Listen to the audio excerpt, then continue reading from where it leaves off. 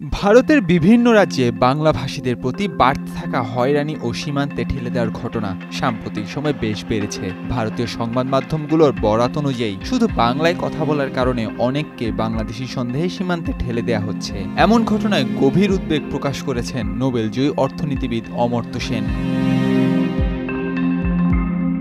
শুক্রবার কলকাতায় এক আলোচনায় তিনি রসিকতার সুরেই বলেন, একটা সম্ভাবনা রয়েছে যে আমাকেও হয়তো বাংলাদেশে পাঠিয়ে দেয়া হতে পারে, কারণ ঢাকায় আমার পূর্বপুরুষদের বাড়ি। এটি নিয়ে আমার যে খুব একটা আপত্তি রয়েছে তাও কিন্তু নয়।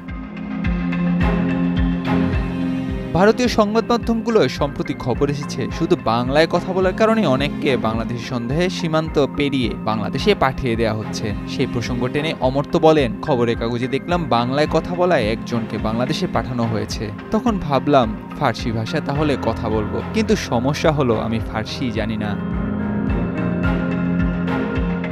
বিজেপি শাসিত রাজ্যগুলোতে বাংলা ভাষাভাষীদের ধরপাকড় ও হয়রানির প্রসঙ্গ উঠলে তিনি ভারতীয় সমাজে বহুত্ববাদকে স্মরণ করিয়ে দেন। তার ভাষায় বাঙালি পাঞ্জাবি সহ প্রতিটি সাংস্কৃতিক পরিচয়ের উদযাপন করার যথেষ্ট কারণ রয়েছে। বাংলাভাষীরা কর্মক্ষেত্রে অবহেলার শিকার হচ্ছেন, অসম্মানিতও হচ্ছেন। আমি বলবো না যে বাঙালি সংস্কৃতি সবার সেরা, কিন্তু আমাদের ভাষা, সংস্কৃতি, ইতিহাসকে সম্মান জানানো জরুরি। যদি তা না হয় তাহলে প্রতিবাদ করা উচিত। বাংলাভাষীদের সীমান্তে ঠেলে দেওয়ার ঘটনা আগেও ঘটেছে, তবে চলতি বছরে এপ্রিলের পর তা বেড়ে যায়। জম্মু কাশ্মীরের পেহেলগ্রামে সন্ত্রাসী হামলায় ২৬ জন নিহত হওয়ার পর কেন্দ্রীয় স্বরাষ্ট্র মন্ত্রণালয় বিভিন্ন রাজ্যে অভিযানে নামে, আর এরপরই গুজরাটের আহমেদাবাদ ও সুরাটে নারী শিশুসহ ১,০০০-এর বেশি বাংলাদেশিকে আটক করা হয়। এরপর থেকে অবৈধ অনুপ্রবেশ সন্দেহে বিভিন্ন রাজ্যে গ্রেফতার হওয়া বাংলাভাষীদের বিমানে সীমান্ত এলাকায় আনা হচ্ছে এবং বিএসএফ এর হাতে তুলে দেওয়া হচ্ছে। সুযোগ বুঝে বিএসএফ তাদের বাংলাদেশে ঠেলে পাঠাচ্ছে। এই প্রক্রিয়ার খবর উঠে এসেছে শুধু ভারতের সংবাদ মাধ্যমেই নয়, বিবিসি, নিউ ইয়র্ক টাইমসের মতো আন্তর্জাতিক গণমাধ্যমেও।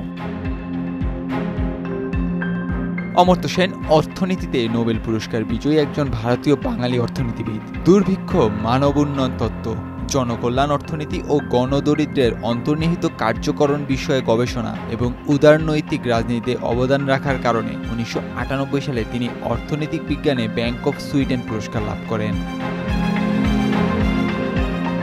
অমর্ত্য সেনই জাতিসংঘের বিভিন্ন দেশে শিক্ষা ও মানব সম্পদ উন্নয়ন সম্পর্কে ধারণা পাওয়ার জন্য মানব উন্নয়ন সূচক আবিষ্কার করেন। তিনি প্রথম মার্কিন যুক্তরাষ্ট্রের নাগরিক না হয়েও জাতীয় মানবিকতা মেডেলে ভূষিত হন। নাহিয়ান আরিফিন, নয়া দিগন্ত।